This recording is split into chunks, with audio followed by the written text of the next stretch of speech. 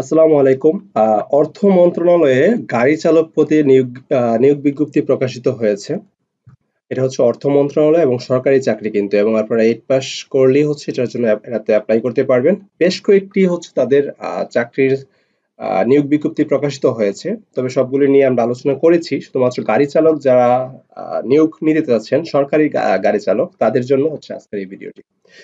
তাদের ৫ নাম্বারে দেখেন, গাড়ি চালক হিসাবে হচ্ছে নিয়োগ বিজ্ঞপ্তি প্রকাশিত হয়েছে। বেতন হচ্ছে ১৬তম গ্রেড অনুযায়ী বেতন দেওয়া হবে, এবং বেতন হচ্ছে ৯,৩০০ টাকা থেকে ২২,৪৯০ টাকা। একজনকে নিয়োগ দেওয়া হবে, একজন সর্বোচ্চ নিয়োগ পাবেন। আর এটাতে অ্যাপ্লাই করার জন্য কোনো স্বীকৃত বোর্ড হতে জুনিয়র স্কুল সার্টিফিকেট বা সমমানের পরীক্ষায় উত্তীর্ণ আপনাকে হতে হবে। দ্বিতীয়ত হচ্ছে ড্রাইভিং লাইসেন্স, হালকা গাড়ি চালানোর বৈধ হালকা ড্রাইভিং লাইসেন্স আপনার থাকতে হবে।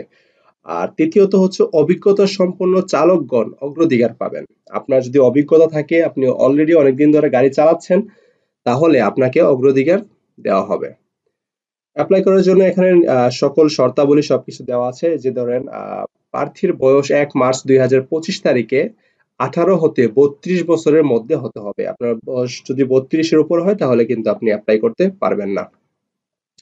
তবে হচ্ছে বাংলাদেশ সচিবালয় ক্যাডার বহির্ভূত গেজেটেড কর্মকর্তা এবং নন গেজেটেড কর্মচারী নিয়োগের বিধিমালা ২০১৪ সংশোধিত সংশোধিত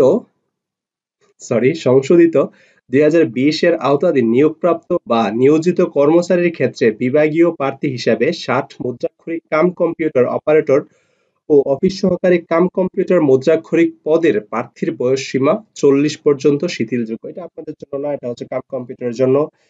আর বাকি নিয়ম নীতিমালাগুলি আপনারা এখান থেকে পড়ে নিবেন। আমি হচ্ছে লিস্ট আপনাদেরকে দিয়ে দিব। এবং অ্যাপ্লাই করার জন্য আপনারা অনলাইনে অ্যাপ্লাই করতে পারবেন। আপনাদের অ্যাপ্লাই করার জন্য ২ কপি পাসপোর্ট সাইজের ছবি লাগবে। সবকিছু অবশ্যই সত্যায়িত লাগবে। আপনার সার্টিফিকেট, তারপর হচ্ছে জাতীয় পরিচয়পত্র, তারপর যদি আপনার অভিজ্ঞতা থাকে, অভিজ্ঞতা সনদের সত্যায়িত কপি, এই সবগুলি আপনারা নিয়ে হচ্ছে অ্যাপ্লাই করবেন। স্ক্যান কপি করে দেন হচ্ছে এগুলি দিয়ে দিবেন। সবগুলি হচ্ছে সত্যায়িত করতে হবে। অ্যাপ্লাই করার সময় অপশন না থাকলে এগুলো আপনাকে সরাসরি যাচাই করবে। এগুলি পেপারস গুলি নিয়ে যাবেন। তারপর হচ্ছে ইউনিয়ন চেয়ারম্যানের কাছ থেকে হচ্ছে আপনার আম চারিত্রিক সনদপত্র যেটা, সেটা নিতে হবে। মুক্তিযোদ্ধার বা যেকোনো কোটা যদি আপনার থাকে, সেই কোটার সার্টিফিকেট দাখিল করতে হবে। এই বিষয়গুলি আপনার করা হয়ে গেলে দেন হচ্ছে আপনারা হচ্ছে টেলিটক সিম এর মাধ্যমে অ্যাপ্লাই করতে পারবেন। অ্যাপ্লাই ফি হচ্ছে ১১৫ টাকা সম্ভবত।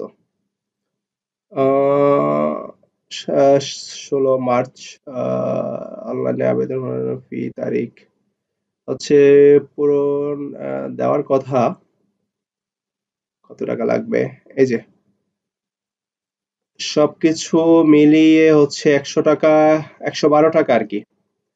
হ্যাঁ? আর যে চার্জ গুলো থাকবে সেগুলো আগে দিতে হবে, টেলিটকের চার্জ। সো আপনারা হচ্ছে এসএমএস পাঠাবেন যে আইআরডি স্পেস ইউজার আইডি, বা ১ম এ পেমেন্ট করার পরে দেন আপনাকে একটা ইউজার আইডি দিবে। সেভাবে হচ্ছে এসএমএস পাঠাবেন। আপনি না পারলে কোনো কম্পিউটার দোকান থেকে করে নিবেন। সো আপনার পেঁচাল বা ঝামেলা করার কোনো প্রয়োজন নাই, আপনি যদি এগুলা না বুঝেন। আর এই মানে জবের যে ইয়াটা আছে, নিয়োগ বিজ্ঞপ্তিটা আমি ডেসক্রিপশনে লিংক দিয়ে দিব। আপনারা সরাসরি গিয়ে হচ্ছে আপনি পুরো ইয়াটা পড়বেন আগে, দেন হচ্ছে আপনি এপ্লাই করবেন। ওকে? আল্লাহ হাফেজ। আসসালামু আলাইকুম।